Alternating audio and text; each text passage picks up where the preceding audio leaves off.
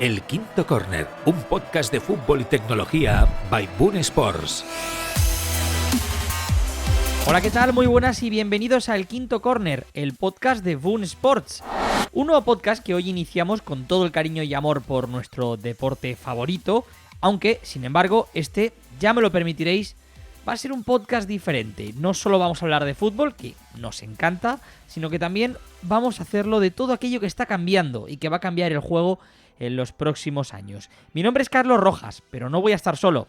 Por aquí van a pasar algunos de los mejores formadores del mundo. También, por supuesto, expertos en la tecnología que ya se está implementando en los equipos más grandes del mundo. Vamos a estar una vez al mes con vosotros repasando lo que se lleva y cómo se trabaja en la élite. Y por supuesto vamos a hablar muchísimo de fútbol. Hoy, por ejemplo, en este primer episodio vamos a contar con Diego Lasso. Se trata del Project Manager de Galicia Sports 360, que es un proyecto de innovación y formación, turismo, investigación en la salud, ocio, multideporte y compromiso social con el deporte gallego y, por supuesto, el fútbol de cantera de la mano de Celta Lab 1923, que es el hub de innovación del Real Club Celta de Vigo. Pero Diego también es una persona experimentada en el sector de las herramientas tecnológicas aplicadas al fútbol y por ello nos permite poder hablar con él de la metodología, por ejemplo, del Celta Lab 1923, de la tecnología que se está implementando en el Celta de Vigo y en el fútbol en general, y por supuesto también de puro fútbol. Y acabaremos este primer programa analizando a uno de los grandes entrenadores de lo que llevamos de siglo, que es Jürgen Klopp, el padre del Gegenpressing. Así que os invitamos a quedaros porque aquí y ahora empieza El Quinto Corner. El Quinto Corner, un podcast de Boon Sports. El fútbol en las canteras. Vamos a estrenar una sección que personalmente me parece muy interesante, porque constantemente se habla de las canteras, de las joyas que salen de ahí, de los futbolistas, ¿no?, que van a marcar evidentemente la próxima era en el fútbol, pero pocas veces nos hemos parado a valorar su función, la función de una cantera, de una fábrica, de una academia, como le queráis llamar, y por supuesto cómo se trabaja ahí. Como decía, hoy nos acompaña Diego Lasso, que conoce muy bien el funcionamiento, por ejemplo, de la cantera del Celta de Vigo, y vamos a hablar con él en general de las metodologías de cantera en España, en la élite española. Diego, ¿cómo estás? Muy buenas. Hola, muy buenas, Carlos. Nada, encantado de estar aquí con mis amigos también de Boon Sports y de compartir un ratito aquí contigo. Encantados de tenerte.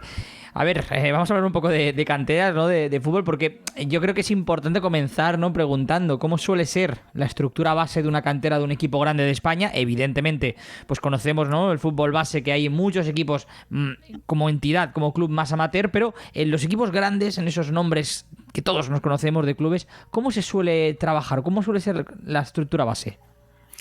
Sí, pues bueno, yo creo que, bueno, en primer lugar, cada club, cada equipo tiene su propia estructura, ¿no?, un poco trabajada, pero creo que hay ciertos aspectos que comparten en común y todo deben hacer de un departamento de metodología, ¿no? Es la clave para que todos los entrenadores estén alineados a la hora de transmitir conocimiento, ¿no?, a sus jugadores, y tanto metodología de fútbol 11 como metodología de fútbol 8. Y como te digo, para mí, para lo que yo entiendo, también debería haber un departamento de análisis de rendimiento, tanto aspecto condicional como la evolución de cada jugador, ¿no? Y otro de detección de talento, tanto interno, el propio que cada club tiene, como hacia afuera. Y una parte que me parece muy importante que deberíamos destacar en torno a las canteras es la educación un poco integral, ¿no? Formación en valores, formación académica, los psicólogos, ¿no?, que acompañan a los chavales en esta evolución, en su crecimiento. Creo que un poco así debería ser un poco la estructura de un club, ¿no? Claro, que evidentemente así es como funciona en la élite, ¿no? En un fútbol base quizás, ¿no?, de otro tipo de clubes. Claro, más una escuela pues es un poco diferente. Más Claro. enfocada ya a la formación, a que el jugador se divierta, ¿no? Pero claro, estamos hablando de clubes de élite que también se enfocan en resultados, tanto en metodologías como el proceso como el resultado, ¿no? Sin ninguna duda. Claro, ¿qué entendemos cuando hablas de metodologías, ¿no?, ese proceso? Entiendo que es el día a día, la rutina. ¿Qué entendemos por el concepto metodología de trabajo? Cuando hablamos de metodología, hablamos de pautas y procedimientos. Es decir, no es un proceso para la consecución de un objetivo. Aquí yo lo entiendo como que nos referimos al camino. Lo que tiene valor es el camino que nos lleva a. Obviamente es muy complicado llegar a la élite, ¿no? Al fútbol profesional. De hecho, el porcentaje de jugadores de un equipo de fútbol base que llega a la élite es muy, muy pequeño. Pero los mismos deben ir adquiriendo conocimientos a su tiempo en concordancia con la idea del club. Por lo tanto, tener una metodología es lo principal, lo clave en cada club. Es un poco la línea, ¿no? que marca. Y por eso, ¿no? Entiendo en los grandes clubes, Diego, se trabaja prácticamente, pues eso, con una idea desde la categoría reina, ¿no? Desde los juveniles hasta el prebenjamín, ¿no? Promesas, lo que haya, ¿no? Exacto. Al final, todo club, pues, en sus diferentes categorías, un jugador va a estar con un entrenador en estos años, cuando salte de categoría estará con un entrenador, entonces es importante que vayan alineados, que esos entrenadores conozcan la evolución de todos los jugadores que entran y que compartan pues con aquellos con los que ese jugador va a estar el próximo año, es decir, que estén alineados en una metodología de trabajo, que vayan paso a paso a sus tiempos, específicamente pues dependiendo de las aptitudes y actitudes de cada jugador. Es importantísimo, ¿no? Tener esa línea a seguir. Claro, normalmente, ¿quién marca la pauta con la que trabajan los diferentes equipos? Pues digamos que el entrenador, ¿no? Debe tener un poco el poder sobre su plantilla. Va a ser quien mejor conoce a sus jugadores. Debe tener también cierta libertad de actuación dentro de unos parámetros y la confianza también por parte de su club, ¿no? en su trabajo. Pero obviamente esas pautas las aporta un departamento de metodología que es quien define, ¿no? Cómo quiere que sus jugadores, que sus deportistas avancen desde edades tempranas. En ese sentido, ¿no? Ahora que hablabas de ese departamento, entiendo que el trabajo diario, ya no solo los partidos, ¿no? de comprobar que el entrenamiento, ¿no? Más o menos, o que las pautas de entrenamiento siguen un patrón acorde con lo que se marca desde el club, vamos, es básico, ¿no? En ese exacto, sentido. Exacto. Tanto en el entrenamiento, en el comportamiento, digamos, futbolístico, como en el comportamiento del chaval o de la chavala hacia sus compañeros, hacia sus rivales, un poco todo, ¿no? Engloba todo. ¿Y se trabaja a diferente intensidad según el nivel de equipo normalmente en este tipo de canteras o no? ¿O realmente va acorde también con la edad? Claro, intensidad. A ver, yo creo que sí se trabajan diferentes aptitudes, ¿no? Y se requieren diferentes comportamientos para una edad u otra. Pero intensidad yo creo que es la misma, ¿no? A todos se les pide el máximo esfuerzo y sobre todo una cantera de un club de élite, esto es imprescindible. Los deportistas esto lo conocen desde que entran y más allá del talento que pueda tener cada uno, creo que el esfuerzo es necesario y primordial, ¿no? Para llegar a la élite. Claro, evidentemente a partir de, tiene que tener un mínimo y a partir de aquí ir creciendo, ¿no? Según el trabajo que se hace, claro. Exacto, pero intensidad, es decir, esfuerzo. Yo creo que eso, como la típica frase, ¿no? Del esfuerzo no se negocia, pues totalmente. Eso los chavales lo tienen que adquirir desde bien pequeños y lo saben porque la propia competitividad que hay ya no solo hacia afuera, ¿no? Hacia otros grandes clubes, sino entre ellos en el propio equipo, pues para disputar de más minutos, para jugar, para subir de categoría. Eso es imprescindible, más allá del talento que luego pues pueda desprender cada uno. ¿Y existen, Diego, clases de tecnificación dentro de lo que es una cantera, ¿no? Entendemos de un gran club, para mejorar pues aspectos concretos? No sé si existen este tipo o a partir de cierta edad de clases particulares de tecnificación, ¿no? En algún punto. Sí, claro, la técnica es pues importantísima, sobre todo a niveles en edades tempranas, ¿no? Hasta infantiles, sobre todo, se trabaja mucho la técnica. Luego sí que hay una tendencia, ¿no? A trabajar más la táctica y el sistema más que la técnica. Más que nada porque a ciertos niveles, ponte ya cadetes o juveniles en clubes de élite, pues la técnica ya se presupone, ¿no? Controles orientados, cómo se perfila la conducción, superficies de contacto, pases. Obviamente la técnica en edades tempranas hay que trabajarla y es donde nace un poco también el talento de cada uno y luego la táctica siempre, ¿no? De hecho, la evolución del fútbol un poco es más hacia la táctica que en este aspecto que mencionas. Totalmente. Es una de las cosas que quería preguntarte, ¿no? El tema de la táctica que se suele introducir, me da la sensación de que cada vez, y evidentemente más en una cantera de prestigio, se introduce antes, ¿no? Los estudios o el conocimiento táctico, ¿no? Para los jugadores, para que ya lleguen a los 16, 17 años con una madurez táctica mucho mayor que a lo mejor hace unos años. Sí, claro. De hecho, ya estamos viendo que jugadores que debutan a edades, pues como comentas, 17, 18 años, que tienen unos conceptos tácticos ya de primer nivel. Obviamente siempre trabajo táctico, ¿no? Creo que al principio, cuando son más jóvenes, debe ser más sobre cómo situarte en el terreno, colocación, relación un poco espacio-tiempo con el compañero, con el rival, y luego ya se va avanzando hacia el sistema de juego, transiciones, etcétera. Pero obviamente la táctica, de hecho, justamente en España se prioriza un montón y creo que es identidad también de la cultura futbolística del país. Me queda preguntarte una cosa, más allá de lo que lo explicábamos, ¿no? De la táctica y de los cursos de tecnificación, y es algo tan importante como se ha demostrado en los últimos años, y más ahora que decíamos, ¿no? Que los jugadores llegan a edad más temprana a la élite, es el tema de las pautas de comportamiento, el trabajo psicológico, ¿no? Para también los jugadores cuando van creciendo, cuando van formándose. No sé si hay habitualmente en las canteras de España, también un trabajo o un área que también se dedique a esto.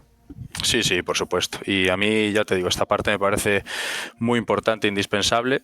No es fácil pertenecer a grupos de trabajo tan exigentes y en etapas de niñez, adolescentes, pues necesita un apoyo integral, ¿no? Tanto para mantener los pies en el suelo, la autoexigencia que requiere, el comportamiento con compañeros, con los adversarios, su crecimiento, ¿no? También, y la actitud ante pues diferentes situaciones, el no jugar, pues la derrota, manejar también la victoria es muy importante.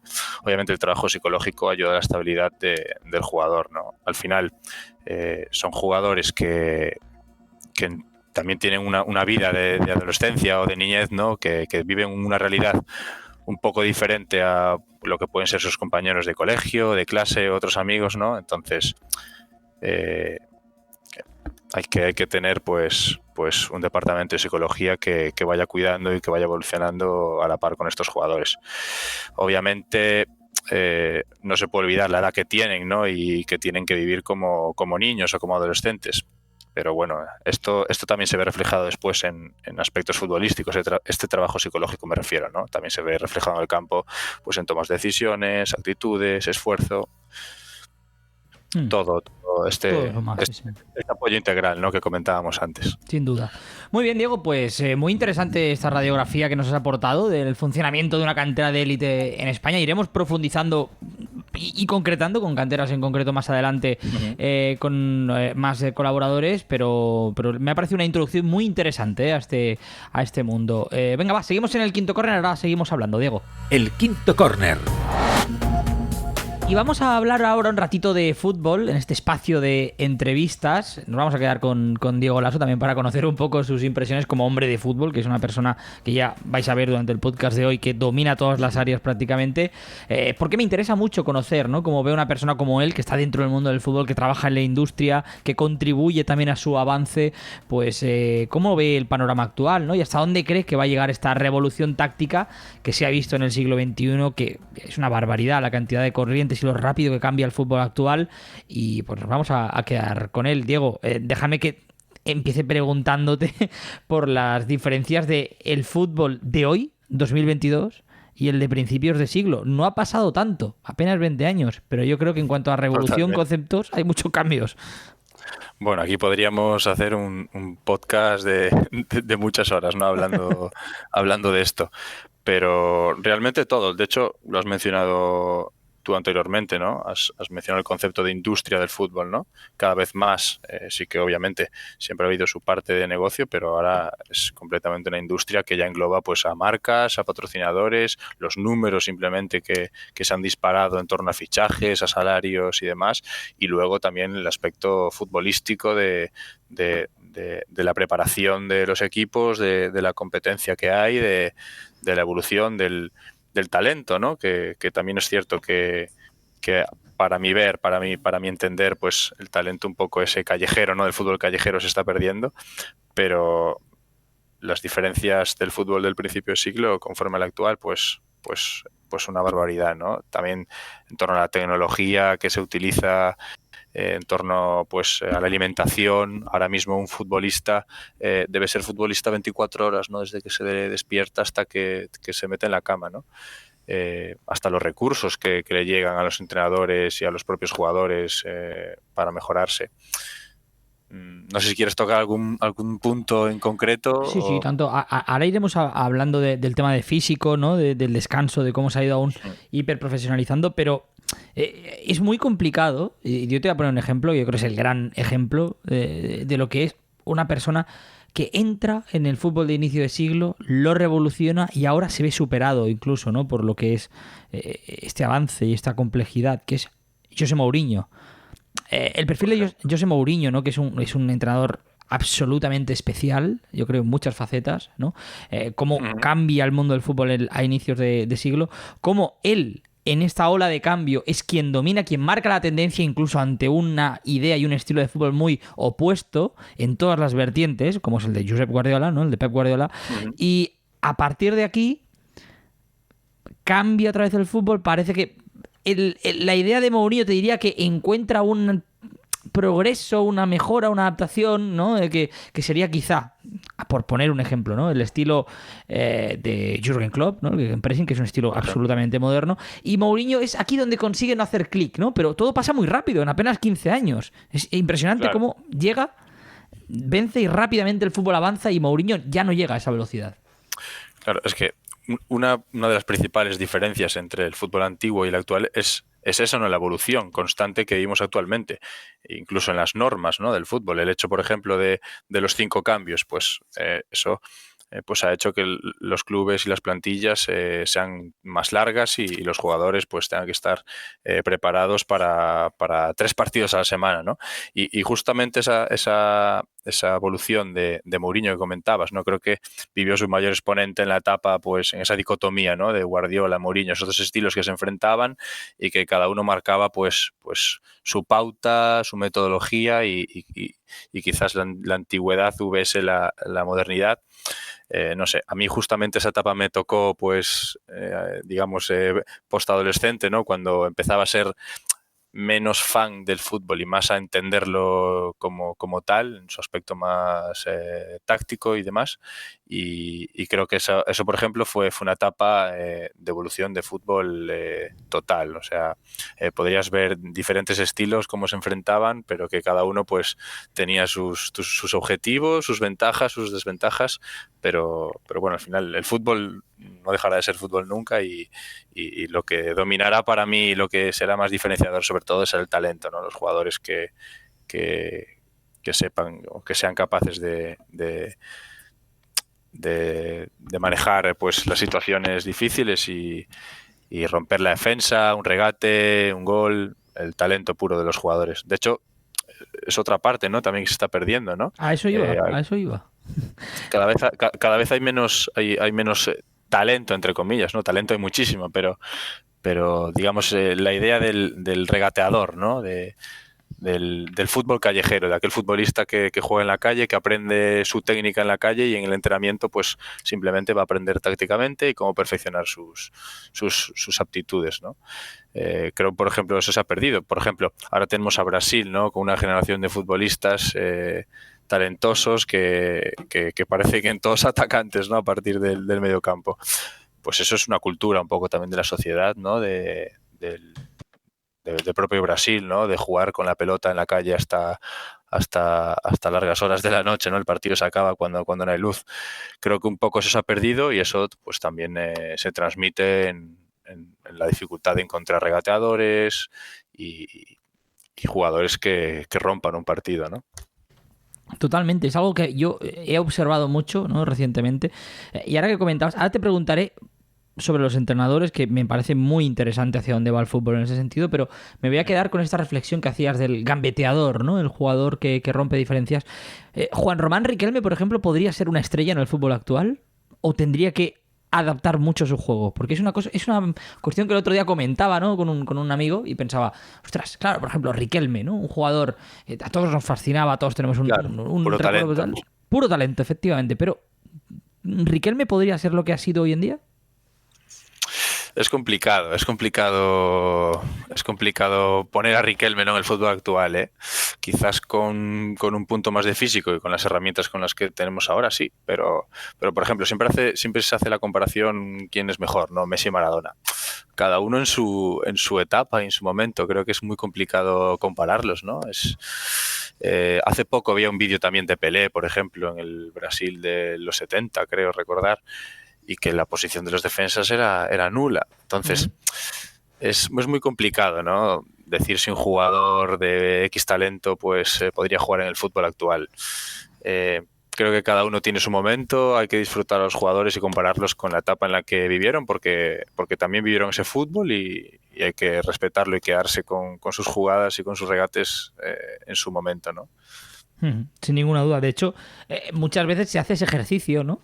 Que un poco tramposo, porque cada futbolista, evidentemente, como tú comentas, tiene su etapa, pero nunca se hace a la inversa, ¿no? Yo hay muchos futbolistas de hoy en día que no sé si triunfarían, o de hecho, si serían mucho mejores en otra época, ¿no? Ya no voy a hablar de los años 60 o 70, pero por ejemplo, ahora que te ponía el caso de Riquelme, hay futbolistas que a lo mejor como Özil, o bajando un poco el nivel, pero que es un futbolista también así de Sudamérica y que ha dominado incluso en algunos momentos, Juanfe Quintero, ¿no? Quintero a lo mejor a principios de siglo habría sido un jugador aún más diferencial. Estamos hablando de un futbolista que le ha dado una Libertadores a River, ¿no? Por ejemplo, pero yo creo que podría haber sido todavía más diferencial en otro fútbol, a principios de siglo, finales de los 90.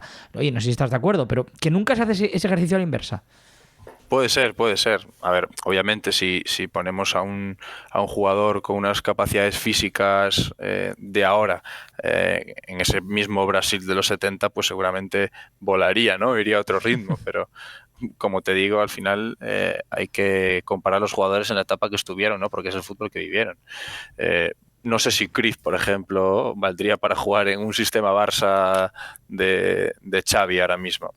Probablemente muchos dirán que sí, por el talento que tenía, otros dirán que no, pues por las condiciones físicas. No Hombre, sé. tendría que haber dejado de fumar, ¿no? Por ejemplo. Por ejemplo. De hecho, es una parte, la alimentación y los hábitos ha cambiado brutalmente el mundo y el fútbol. Lo vemos, de hecho, con jugadores actuales. A Dembélé mismamente le ha pasado, ¿no? Él ha dicho, ¿no?, que ha cambiado sus hábitos para poder estar en la élite, ha tenido que modificar sus hábitos de vida incluso, ¿no? El propio Messi, ¿no?, con aquellas imágenes tan grotescas, ¿no?, cuando devolvía medio el terreno de juego, pues porque no se alimentaba en condiciones, ¿no? Según él comentó, pues todo eso es una diferencia brutal respecto al fútbol antiguo, ¿no? Pero creo que a cada jugador hay que compararlo en la etapa en la que estuvo, pues es muy difícil, ¿no?, hacer una valoración simplemente por un gol o por un regate. Es muy complicado. Y hay otro punto en este sentido que me interesa mucho en el del jugador, ¿no? Que es el tema de la polivalencia. Es algo que está surgiendo mucho también en los últimos años. Evidentemente no es algo nuevo. El jugador polivalente ha existido siempre, al igual que ha habido todo tipo de posiciones en el mundo del fútbol que hoy en día, por ejemplo, ya no existen o ya no se llevan tanto, pero hoy en día prácticamente cada jugador tiene dos posiciones. Es algo muy, muy curioso. Y entiendo también que es un método de supervivencia de algunos jugadores, ¿no? Que a lo mejor no dan el perfil para ser titulares o ser la estrella de un equipo en X posición, pero le pueden servir al entrenador en un momento dado para utilizarlo en otro rol. Claro. Creo que aquí hay varios aspectos que pueden ser las causas, ¿no? Ya es opinión personal, ¿no? Creo que en primer lugar las capacidades físicas, ya cómo está preparado el deportista para cualquier posición, tanto como los conocimientos tácticos que le puedan aportar, es decir, su rol en el equipo, lo inteligente que puede llegar a ser para situarse, colocarse o simplemente adquirir conocimientos de otros futbolistas durante entrenamientos y demás. Y también polivalencia, yo la achaco mucho a la utilización de las dos piernas, ¿no? Al final, ahora mismo en la élite prácticamente todos los jugadores utilizan la pierna buena y la pierna mala para salir de todas las situaciones, ¿no? Entonces, Eso creo que hace que los futbolistas sean cada vez más completos, más preparados y obviamente pues que ocupen diferentes posiciones en el terreno de juego. Sin duda, también es otra de las de las derivas, ¿no?, del fútbol actual. Por no hablar de, por ejemplo, sistemas de juego, ¿no? Y aquí ya me vuelvo un poco al tema del entrenador. Evidentemente, se han utilizado y se están implementando muchos sistemas de juego clásicos en el fútbol actual, pero ha habido incluso temporadas en los que el 3, yo recuerdo, sí, la 2018-2019 o la 2017-2018, la Premier, la obsesión que hubo, no, la 2016-2017, perdón, fue cuando gana la Premier Antonio Conte con el Chelsea, que cambia después de aquella derrota contra el Arsenal 3-0 al 3-5-2, y la gente se obsesiona con el 3-5-2 durante una temporada y media. Sí, es cierto. Y luego pasa de moda. O sea, de repente deja de funcionar el 3-5-2. O sea, que el Chelsea se cae de un año para otro y todos los equipos que juegan 3-5-2 se caen de un año para otro. Es impresionante lo rápido, ¿no? La acción-reacción también, en este sentido, Diego, que hay en el mundo del fútbol actual. Sí, bueno, también lo utiliza actualmente el Cholo, ¿no? En el Atleti. A mí es un sistema que tampoco me llama la atención. Sí que me gusta, por ejemplo, la figura del carrilero, ¿no? Ese jugador de toda la banda. Eso sí que me motiva mucho, ¿no? El jugador que sube y que baja y que tiene toda la banda para sí, pero sí que es cierto, ¿no? En la evolución de sistemas de juegos también va un poco por épocas y por entrenadores que son muy cerrados y defienden también lo suyo. A mí, por ejemplo, me gusta mucho el típico 4-4-2 de Marcelino, creo que sería mi sistema ideal, pero también he visto pues al Barcelona de Guardiola incorporar al falso 9, ¿no? No crearlo, ¿no? Como se ha dicho, pero sí a mejorarlo, a potenciar ese falso 9 ahí con Messi o los extremos bien abiertos, a pierna cambiada en un 4-3-3, que está también muy de moda en los últimos años. No sé, los sistemas de juegos van evolucionando conforme a entrenadores que van llegando, que aportan sus ideas y que obviamente enriquecen el mundo del fútbol, por supuesto. Ahora hablabas del tema de los extremos. También es una posición que a mí, durante al menos mediados de la década pasada, ¿no?, hasta inicios de esta, también me ha dado la sensación, una cierta tendencia a renunciar al extremo clásico, ¿no?, al extremo de banda, y interiorizar mucho a los jugadores, precisamente por esto de pierna cambiada que tú comentabas, ¿no? Que sean delanteros incorporados, ¿no? Y esto viniendo, curiosamente, de una era, ¿no?, la de Robben y Ribéry, por ejemplo, en el Bayern de Múnich, ¿no? La de Total. Cristiano Ronaldo del United. Bueno, ha habido ese cambio, ¿no? Pero el propio Cristiano yo creo que ejemplifica, ¿no?, ese cambio, esa tendencia a jugar más hacia adentro. Sí, aquel típico sistema de bandas a pierna natural, ¿no?, con delanteros rudos y que el juego acabe por bandas y poner centros, pues hombre, también tiene sus ventajas y también me gusta, ¿no? Pero sí que es cierto que igual porque los extremos tienden a ser más determinantes en el sentido de la conducción hacia adentro, las diagonales son complicadas de frenar, igual pues es interesante por eso. Al final, si tienes jugadores determinantes en banda, pues que regateen, que lleguen a línea de fondo o que tiren diagonales, pues, y sobre todo que utilicen las dos piernas, porque vemos extremos que sí que juegan a pierna cambiada, pero necesitan actuar en todas las situaciones del campo, ¿no? El fútbol de hoy en día, Diego, es de los entrenadores. Antes has dicho, siempre va a ser de los jugadores, pero vamos hacia un fútbol hiperestudiado, porque hiperprofesionalizado, antes lo comentabas, ya lo está. Yo creo que quien no esté a la altura se queda atrás. Aunque tengas el talento de Dembélé, te quedas atrás. Sí. Pero está hiperestudiado, está cada vez, no sé si en este sentido, ese inicio de década pasada que comentabas con Guardiola, Mourinho y demás, ha fomentado mucho esto, y cada vez es más importante la presencia del entrenador. A ver, hiperestudiado es un concepto que pues no me atrevería a utilizar, ¿no? Porque no sabemos hasta qué punto va a evolucionar el fútbol y todas estas herramientas, ¿no?, que aportan conocimientos a los entrenadores. Pero sí que es cierto que la propia competencia, ¿no?, hace que los entrenadores tengan que desarrollar sus tácticas prácticamente al milímetro, ¿no? Son partidas de ajedrez que de hecho derivan en lo que le pasa un poco a la Liga Española, ¿no? Que puedes ver un partido fácilmente de 0-0, 0-1, pocos goles, porque tácticamente los equipos están muy bien colocados, repliegan muy bien, físicamente muy bien preparados. Entonces, hiperestudiados, puede ser. No sé hacia dónde ir a la tendencia. Imagino que que seguirá esta evolución y cada vez los equipos estarán más preparados, pero sí que es cierto que cada vez hay este menos talento, menos brillo, ¿no? Ahora el fútbol quizás es más resultadista que antaño, ¿no? Y antes pues era más puro espectáculo y ahora pues las aficiones y los fans piden ganar, ¿no? Esa es otra sensación, ¿no? Saliendo en un momento ahora de este análisis más táctico del fútbol actual, la sensación de que quien no gane la Champions, o sea, perdón, que solo ha fracasado. Exacto, quien no gane la Champions ha fracasado. Solo puede haber un éxito. Los demás son todos un fracaso. No, da igual. El Liverpool de Klopp el año pasado, ¿no? Se quedó a dos partidos, 2 victorias. Exacto. De hacer iba a decir un triplete, ¿no? Más que eso, ¿no? 4 de 4, un póker histórico que no ha conseguido nadie. Y da la sensación de que pierdes los dos más importantes, la Premier porque Gundogan marca 2 goles en 2 minutos en el minuto 80 y porque el Madrid te gana, Courtois hace la final de su vida y parece que sea un fracaso, ¿no? La temporada. Eso también, yo creo que ese nivel de exigencia que antes a lo mejor veíamos en Barça, Madrid, más en Madrid, ¿no? Concretamente, que hay un poco esa obsesión con ganar. Exacto. Yo creo que ahora se ha extendido en todo el mundo, con el Bayern, con el Paris Saint-Germain, con el City, con el United, con el Liverpool, y es muy complicado así. Realmente también nos olvidamos de disfrutar un poco, ¿no? Lo que es el juego.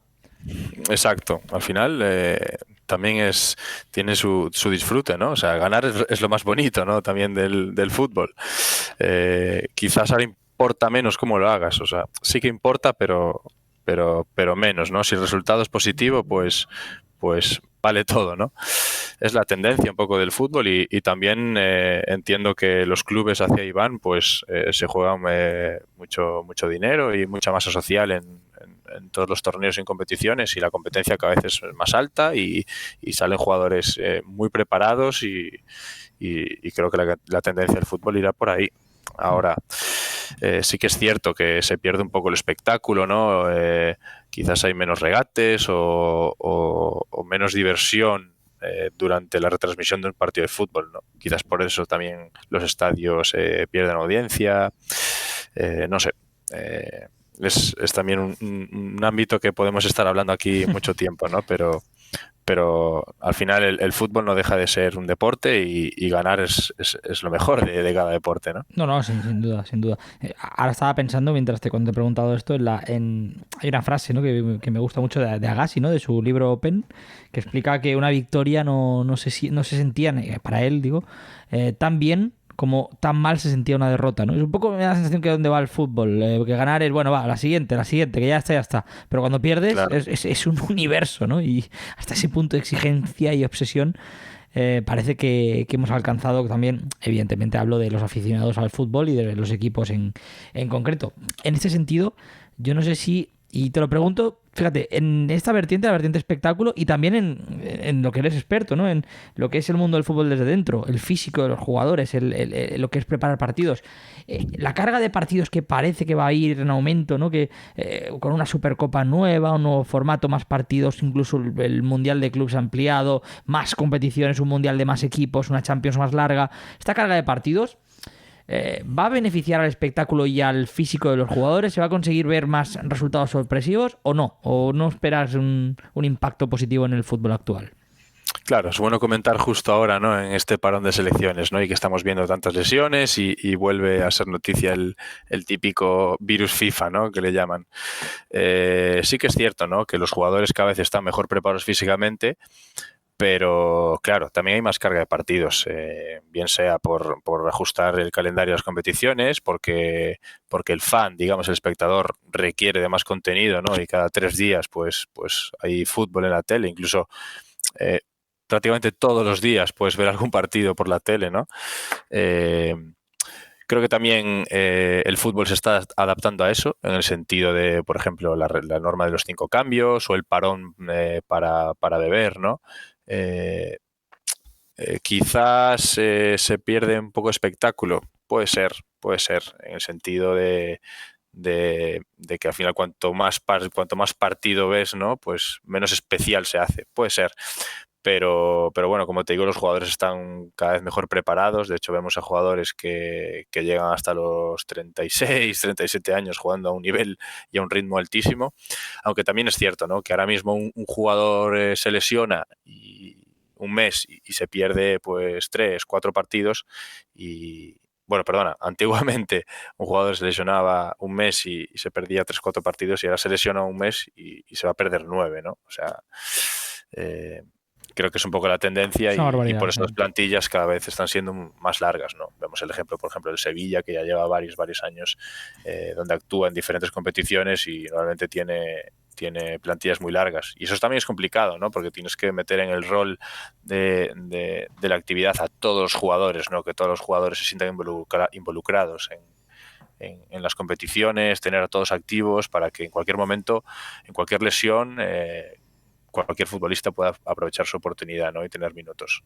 Esto obliga también, evidentemente, a tener plantillas de más nivel, ¿no? Para que no se Exacto. note mucho el salto. O sea, tienes que tener como Exacto. 14, 15 titulares prácticamente, porque es que... Claro, ahí los filiales también creo que juegan un papel muy importante. O sea, el equipo que consiga alinear, digamos, a sus equipos base con el primer equipo, se vendrán muy beneficiados. Por eso que te comento, ¿no? En cualquier momento un jugador del B está más que preparado para dar el salto al primer equipo y ser un parche, ¿no? Entre comillas, que en un futuro pues puede ser un jugador muy válido para el primer equipo. Déjame que te haga una última pregunta a raíz de lo que comentabas. Tanto carga de partidos hace que haya menos tiempo para entrenar. Es verdad que aún así vemos equipos, como has dicho, muy bien trabajados y muy complejos y que juegan incluso a varias velocidades. Pero eso hace que se estudie menos al rival hoy en día, que se dedique menos entrenamientos dedicados y orientados al rival y más pensando y orientándose en el propio beneficio, en potenciar en lo que soy bueno. Pues yo creo que no. Realmente creo que la tendencia también se estudia mucho, versa sobre estudiar mucho al rival. De hecho, las herramientas de análisis de vídeo, de pues un poco el vídeo, ¿no? Que le puede llegar a cada equipo técnico. De hecho, los propios analistas, un departamento de analistas enorme que formará parte de los departamentos de los clubes de élite, donde le dan a cada jugador pues información sobre su duelo en el campo, ¿no? Prácticamente sobre todas las acciones, en qué porcentaje de veces se va hacia la derecha, hacia la izquierda, cómo se orienta. Los porteros, por ejemplo, que tienen información sobre todos los tiradores de penaltis del otro equipo. Yo creo que cada vez se estudia más al rival y eso hace que los partidos sean cada vez más igualados y que la táctica pues se perfeccione hasta tal punto que los partidos acaben 0-0, 0-1, 1-1. Esto pues tiene sus pros y sus contras, ¿no? Quizás hace que cualquier equipo te pueda hacer daño y cualquier equipo consiga crear un sistema para ponerte en serios problemas durante un partido. Aquí hablo tipo el equipo pequeño contra el grande, ¿no? El típico, Mm. pues yo que sé, por ejemplo, un Osasuna, sin menospreciar a nadie, ¿no? Un Osasuna, pues Real Madrid o un Mallorca-Barça, ¿no? Pues cualquier equipo ya te puede poner en problemas y un poco creo que viene por eso, ¿no? Por esa evolución táctica y ese estudio del rival hasta el milímetro. Muy bien, pues Diego, la verdad es que ha sido un auténtico placer hablar en este ratito contigo de fútbol, en Igualmente. el formato de entrevista. Ahora seguimos hablando de un tema que dominas igual de bien, que es la tecnología, ¿no? Aplicada al deporte, que vamos, estoy seguro que, que también vamos a tener muchas cosas que contarnos. Innovación y tecnología. Y seguimos hablando de fútbol, pero en este caso introducimos la tecnología, que es una de las grandes responsables de estos increíbles avances que estamos viendo en el mundo del fútbol actual. Y no lo digo solo por el VAR, que también ha dado mucha polémica. De hecho, en esta sección vamos a hablar de las tendencias tecnológicas y de las innovaciones introducidas en el deporte para precisamente potenciarlo. Concretamente, hoy quiero hablar con Diego de lo que es tendencia en este sector de la tecnología y también nos detendremos en un par de productos que son muy interesantes. Diego, quiero comenzar preguntándote, así de forma genérica, ¿qué es lo que se está llevando más hoy en día en tecnología futbolística? Pues en cuanto a la élite, por ejemplo, ¿no? Uh-huh. Yo creo que va a ser diferencial a medio plazo y ya está siendo, sobre todo herramientas de inteligencia artificial y machine learning, ¿no? Es decir, construir en base a datos pasados, ¿no? Sistemas predictivos que ayuden a los diferentes departamentos a tomar mejores decisiones. Creo que esto va a ser crucial y que todos los clubes van a necesitar de herramientas de este estilo.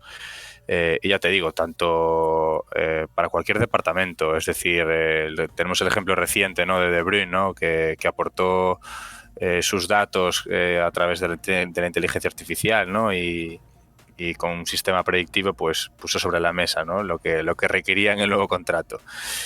También a la hora de prevenir lesiones, a la hora de la detección del talento y de scouting. Es decir, para mí este tipo de herramientas va a ser muy determinante, ¿no? Sí que a nivel de fútbol élite, los clubes pues ya tienen cierta tecnología en cuanto a grabación de partidos, análisis de los propios partidos. Eso es un poco a lo que me refiero con las canteras, ¿no? Creo que son estas últimas herramientas que menciono las que más están requiriendo, ¿no? Grabación automática, ¿no?, de seguimiento de balón, con alguna herramienta de análisis de vídeo y sobre todo también GPS, ¿no?, el tracking de los jugadores para conocer su evolución, el aspecto condicional y físico. Esto creo que es lo más demandado ahora mismo. Y quizás también alguna herramienta de tecnificación, digamos, enfocada al gaming, ¿no? O sea, una herramienta gamificada, ¿no?, que despierte el interés del jugador, ofrezca otra manera de aprender, un poco más divertida, que involucre más al jugador. Creo que son un poco las herramientas que ahora mismo aportan un valor diferencial. Sin duda, ahora me estabas diciendo todas estas herramientas y pensaba, es que es impresionante porque tienes para lo que es el entrenamiento, para lo que es la preparación, ¿no?, para lo que es el análisis posterior, pero es que incluso me estabas comentando el tema de De Bruyne, ¿no?, que es verdad, más allá incluso de lo que pasa antes, durante, después del partido. Exacto. Y en el entrenamiento también el mundo del fútbol, ¿no?, está incorporando tecnología. De todos estos apartados, ¿cuál es donde más se implementa a día de hoy, Diego, más tecnología? Yo personalmente creo que en el entrenamiento, por lo que me has dicho, pero no sé si me vas a sorprender con la respuesta. Claro, en un partido, pues el análisis de partido y se recogen millones de datos, ¿no?, que lo ideal es saber cómo interpretarlos, ¿no?, porque el dato en bruto pues no tiene valor como tal, ¿no? Pero en entrenamientos obviamente también es un factor diferencial conocer, pues como te digo, la carga del futbolista, por ejemplo, su evolución, el ritmo, sobre todo la comparación entre ellos, ¿no?, para tomar decisión.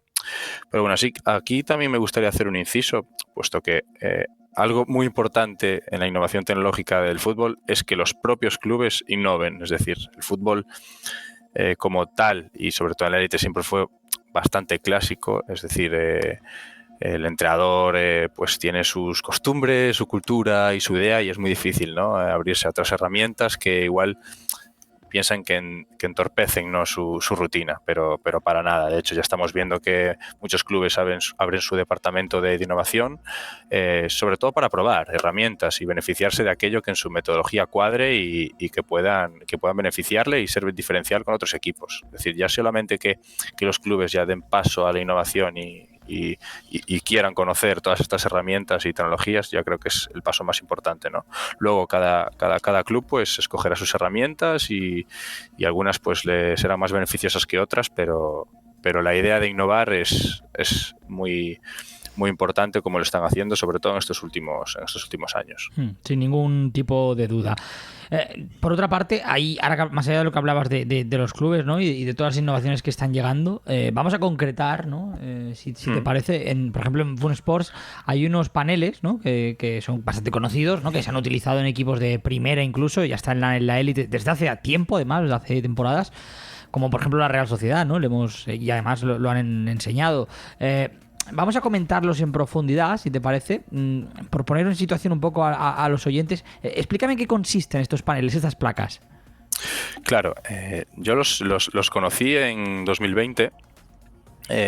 Incluso, bueno, la cantera del Celta los utilizó, ¿no?, y utiliza.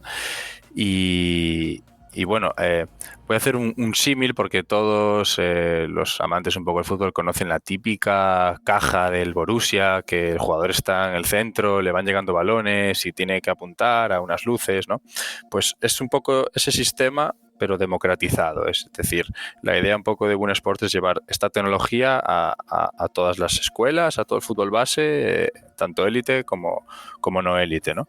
Y consisten, pues eso, en unas placas que se transportan, ¿no? Se llevan a cualquier parte del terreno de juego y se colocan de una manera en la que el jugador en el centro pues tiene que golpear la pelota hacia unas luces LED de las propias placas y bueno, se pueden hacer diferentes ejercicios, o sea, multitud de ejercicios. De hecho, abre la creatividad a los propios entrenadores que diseñen sus ejercicios y eso, bueno, tiene multitud de beneficios para el jugador, sobre todo en la técnica, en el pase, recogen los datos, ¿no? En el tiempo que ha tardado en completarlo, crea también un momento de competición, ¿no? Entre los propios jugadores para ver quién es el más rápido.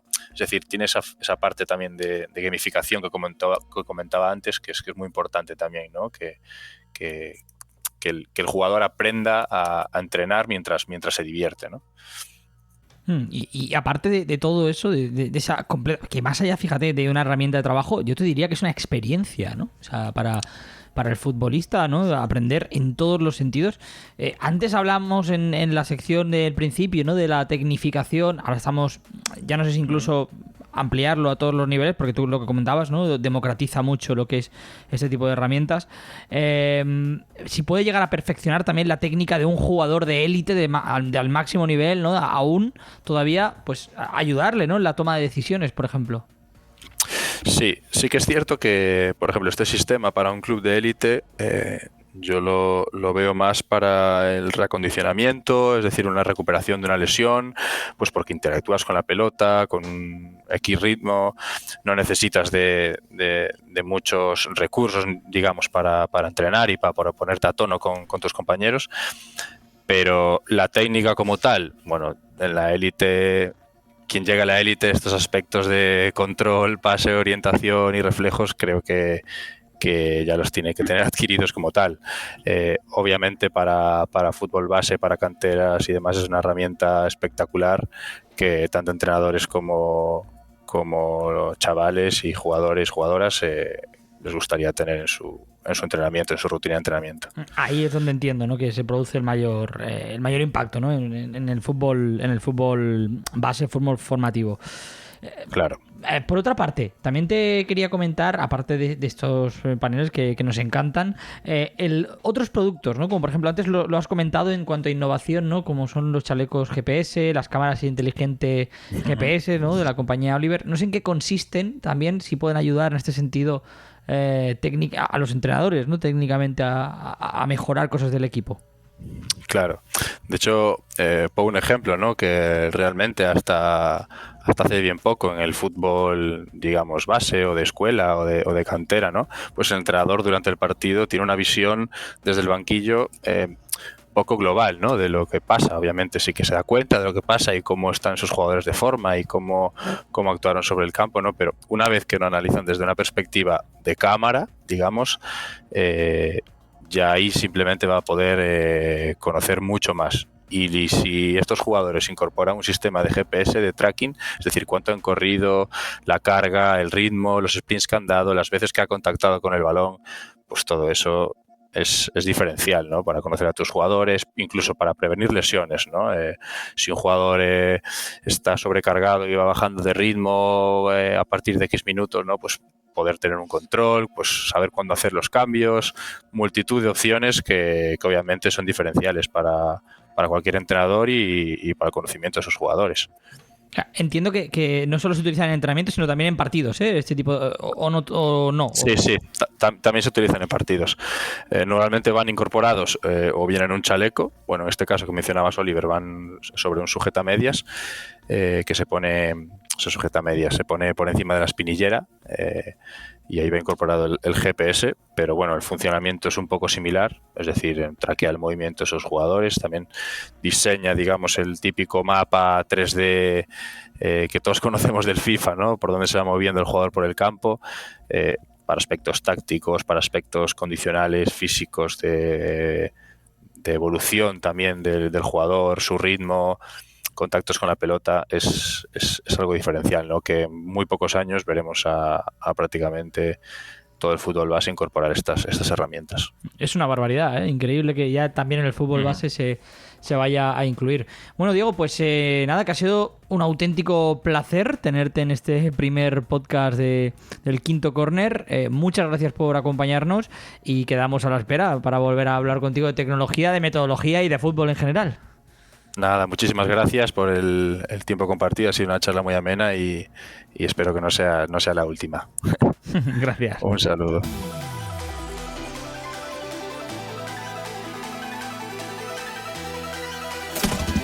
El Quinto Corner con lupa.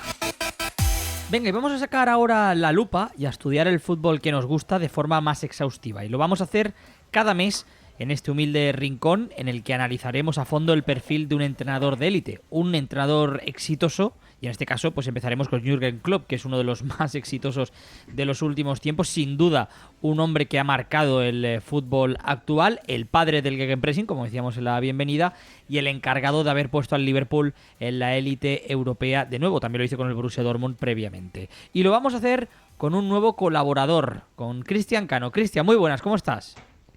Hola, muy buenas, Carlos. Bien, quiero empezar esta sección partiendo desde los días de Klopp en Dortmund. Ya me hacía mucha ilusión empezar con Klopp porque siempre se habla de Guardiola como técnico revolucionario, ¿no? Y que evidentemente lo es, del fútbol moderno, pero creo que Klopp en muchas otras facetas, ¿no? Como la presión, como el juego sin balón, ha sido también un entrenador por lo menos tan revolucionario como Pep Guardiola, ¿no? En este siglo. Y empezó todo aquello, a pesar de que antes había entrenado al Mainz, en los días de Dortmund, en esa época en la que ganó 2 Bundesligas, una Copa Alemana, 3 Supercopas y llegó a una final de Champions histórica que perdió en Wembley ante el Bayern.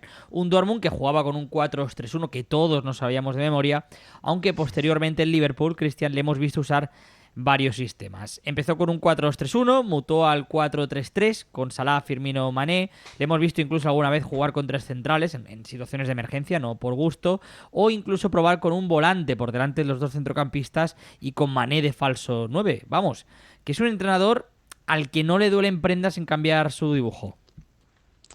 No, ni mucho menos. A ver, sobre todo en el Liverpool, ¿no? Que a lo largo de los años le hemos visto probar diferentes sistemas.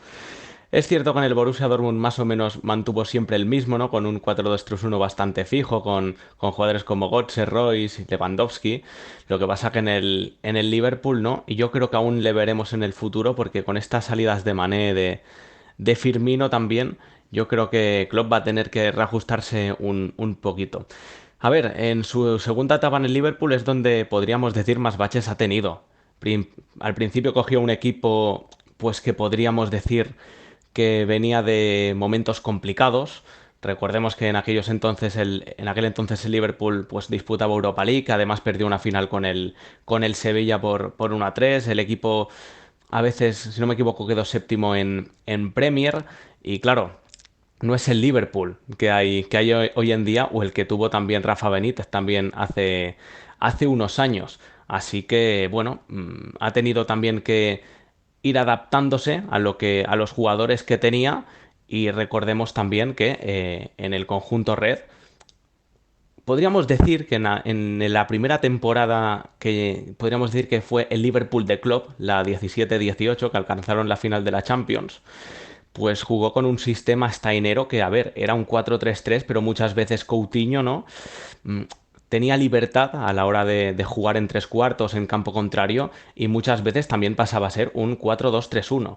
O sea que podríamos decir que su esquema principal es el 4-2-3-1, pero que a lo largo de los años y también a través de diferentes jugadores que ha entrenado, que ha dirigido, pues ha tenido que adaptarse.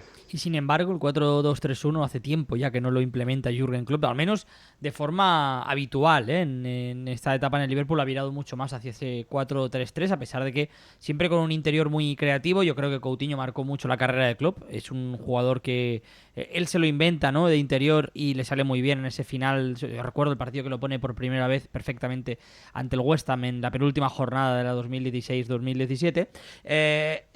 Yo me quiero quedar primero, ¿no? con ese Dortmund de Klopp, que es muy diferente al Liverpool de Klopp, ¿no? La gente tiende a compararlos por ese estilo rock and roll, ¿no? Que se ha dicho muchas veces, pero muchísimo. Pero yo veo mucho más vertical al al Dortmund de Klopp.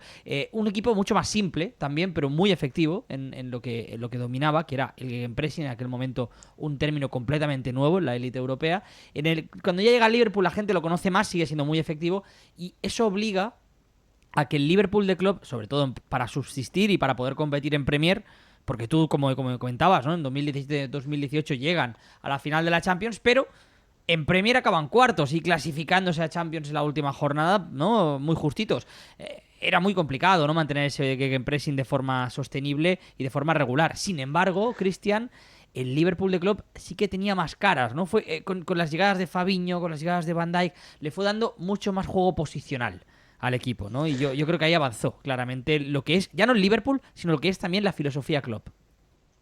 A ver, piensa también que los jugadores, pues, a ver, futbolistas como Salah, como Sadio Mané, como Firmino, ¿no? Que fueron llegando uno tras otro cada verano, pues tienen que adaptarse, ¿no? Pero yo, sin embargo, creo que el fichaje del Liverpool de Klopp, que cambia sin ninguna duda, podríamos decir, la dirección del equipo, es el de Virgil van Dijk. Recordemos que aquella misma temporada juegan en el Etihad y el City, si no me equivoco, le mete un 5-1, siendo muy superior el equipo de Guardiola, y a partir de enero es cuando empezamos a ver, ¿no? A un equipo de Anfield pues muy pero que muy diferente, contundente en defensa, y yo sobre todo diría que seguro de sí mismo, porque un tipo como Van Dijk, con la envergadura que tiene, mide 1,95, es altísimo, la velocidad en zancada, y además también se le ve un tipo que confía mucho, ¿no? en su calidad y en sus argumentos defensivos, pues yo creo que ese es el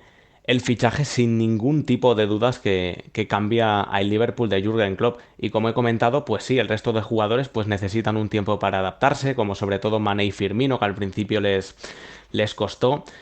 Y bueno, y también hay que comentar que apostó por chavales como Trent Alexander-Arnold o Andy Robertson, ¿no? Que en aquel entonces no eran futbolistas conocidos como lo son ahora. Ujú. Sí, sí, totalmente. Ahora hablabas de Van Dijk, ¿no? Que yo creo, aparte de lo que has dicho, que lo firmo todo, creo que lo que le da al Liverpool sobre todo es primer pase. Yo creo que eso es algo que se notó mucho la temporada que estuvo lesionado, que el Liverpool lo pasó tan mal, ¿no? Para clasificarse a Champions y que cae eliminado en Copa Europa también por el Real Madrid. El Liverpool perdió mucho primer pase y sobre todo la altura de la defensa, ¿no? Siempre ha jugado con defensa muy adelantada el Liverpool, a presionar en bloque y bueno, sufrió mucho, ¿no? Yo recuerdo contra el Madrid precisamente en esos desplazamientos en largo de Toni Kroos, ¿no? Y otros equipos que hicieron mucho daño a centrales que evidentemente tampoco tenían el nivel de Van Dijk. Ahora has comentado Van Dijk como el jugador clave de la era Klopp en Liverpool, pero ¿con cuál te quedarías en el Dortmund? Habían muchos, habían muchos. Estaba Marco Reus, estaba Pero Mario Götze, ese Mario. el que determina ese proyecto de Klopp, ¿para ti quién es? Yo lo tengo claro, ¿eh? Para mí, Mario Götze. Yo estoy entre Mario Götze y Marco Reus. Tengo una duda, tengo ahí la gran duda de cuál elegir entre los dos, porque tengo que decir que Mario Götze me parecía un futbolista impresionante, impresionante, pero también por otro lado tengo que comentar que a mí el futbolista que más me gustaba de aquel Borussia Dortmund era Marco Reus, ahí jugando en izquierda, haciendo esa típica diagonal hacia adentro, encarando. Y era un futbolista, bueno, ambos eran futbolistas muy peligrosos, ¿no? Que además, a la hora de buscar a Lewandowski, pues siempre lo hacían a la perfección. Sí, totalmente. Y hay, por ir encarando el final de la sección, hay una cosa que son los intangibles, porque al final Klopp ha marcado a muchos entrenadores, ¿no? Yo creo que el mayor ejemplo es Thomas Tuchel, Ralf Rangnick, ¿no? También, que siempre se ha dicho que es uno de los padres del Gegenpressing. Bueno, ha habido bastantes, que en el propio Nagelsmann, pero no todos han tenido el éxito de Klopp, no todos tienen el aura de Klopp, y hay algo, Cristian, que no está en la táctica, ¿no? Y que yo creo que marca mucho, que es el mensaje y el carisma de Klopp. Klopp era el escudo de aquel Borussia Dortmund y es el escudo de este Liverpool. Yo no me puedo imaginar al Liverpool competir sin Jürgen Klopp ahora mismo. O sea, para mí marca todo, ¿no? Y eso es algo que también tienen los grandes entrenadores en la historia del fútbol. Bueno, tenemos que fijarnos en el mismo ejemplo del Borussia Dortmund, ¿no? Una vez se marchó el germano, pues el equipo es cierto que se mantuvo, podríamos decir, a ese nivel secundario en Bundesliga, quedando segundo en la competición alemana. En Champions alguna vez que otra lo hemos visto también en cuartos, en octavos, pero sin embargo ha sido un equipo mucho menos regular y que futbolísticamente hablando ha traído a mucha menos gente que aquel equipo de Klopp, ¿no? Por otra parte, también es cierto que tenía mejores futbolistas, eso hay que dejarlo claro, porque pensemos que el Bayern le quitó a Lewandowski, le quitó a Mario Götze. Después, bueno, Gundogan se marchó más tarde, pero se le fueron ya principalmente dos de los tres futbolistas más importantes de aquel equipo. Así que también el Borussia tuvo que encarar, podríamos decir, esa evolución pues con nuevos cromos y después a ver cómo encajaba, ¿no? En el caso de Pierre-Emerick Aubameyang, pues lo hizo muy bien, se hinchó a meter goles, ¿no? Pero no es Lewandowski, el gabonés no es Lewandowski y mucho menos, ¿no? Al que ficharon en cambio como recambio, mejor dicho, de Mario Götze. Por otra parte, también me gustaría comentarte que has hablado antes sobre esa temporada complicada que tuvo el Liverpool con la baja de Virgil van Dijk, la temporada, si no me equivoco, 2021. Recordemos que Van Dijk se lesiona de los ligamentos en Everton, contra el Everton, mejor dicho. Sin embargo, yo creo que también el equipo estaba viviendo un pequeño cambio en su estilo de juego. Yo creo que la introducción de Thiago Alcántara en aquel equipo cambió mucho la forma de jugar de aquel Liverpool. No sé si, Carlos, tú en este caso estás de acuerdo, pero yo creo que Thiago Alcántara le ofreció pues más posesión de balón, más visión de juego, un juego más de paciencia, ¿no? No el Liverpool que se ponía a correr a lo loco con Alexander-Arnold y Robertson, que para mí eran dos futbolistas fundamentales, ¿no? Subiendo por ambas bandas, pero yo en esa temporada es cierto, ¿eh? Es cierto que Virgil van Dijk es una baja muy importante. Recordemos que también Joel Matip y Joe Gómez se perdieron gran parte de la temporada y tuvo que apostar por chavales del equipo sub-23, si no me equivoco. Así que, sin dejar de lado las lesiones que tuvo, Jürgen Klopp también destacaría, ¿no? Esa influencia de Thiago Alcántara en el juego. Totalmente de acuerdo, y que además yo creo que a la temporada siguiente, ¿no?, se vio el resultado, ¿no?, de ese progreso. El Liverpool compitió por todos los títulos, aprendiendo a jugar a otro ritmo, a otra velocidad, y bueno, vamos a ver si continúa virando esa táctica de Jürgen Klopp. Bueno, Cristian, que ha sido un auténtico placer compartir un ratito aquí contigo en La Lupa, hablando de uno de los entrenadores del momento, de los últimos años, Jürgen Klopp, y nada, nos iremos escuchando semana a semana, analizando grandes perfiles y por supuesto entrenadores que están aportando también grandes cambios al mundo del fútbol. Cristian, gracias y que vaya muy bien. A ti, Carlos, muchas gracias. El Quinto Corner, un podcast de fútbol y tecnología by Boon Sports. Pues hasta aquí la primera edición de El Quinto Corner, el podcast de Boon Sports, analizando un poco pues la metodología de la cantera, las innovaciones tecnológicas y por supuesto charlando de fútbol tanto en La Lupa como con Diego Lasso. Esperemos que os haya gustado este primer programa de muchos en los que vamos a analizar y vamos a tratar a fondo el mundo del fútbol, lo que conocemos y lo que desconocemos. Nos escuchamos en la próxima edición. Gracias y hasta pronto.